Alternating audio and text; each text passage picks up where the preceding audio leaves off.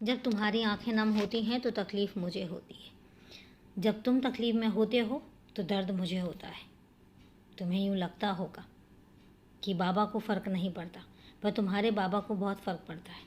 और इसीलिए तुम अपने आप को स्वस्थ रखो, तुम अपने आप को खुश रखो, क्योंकि तुम खुश होते हो तो मैं खुश होता हूँ। और एक बात याद रखना, कभी भी किसी का भाग्य उसके कर्म से आगे नहीं होता।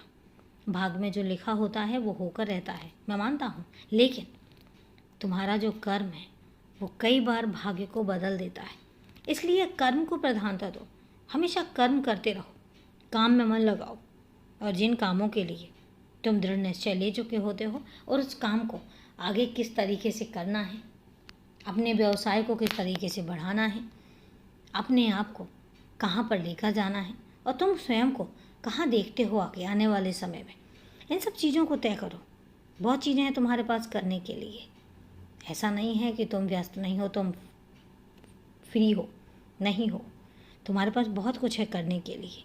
तो इसलिए अपने काम पर ध्यान दो और हमेशा सोचना कि तुम जहाँ पर हो, क्यों हो, किस वजह से हो, और क्या वजह है जो तुम्हें यहाँ पर लेकर आई है।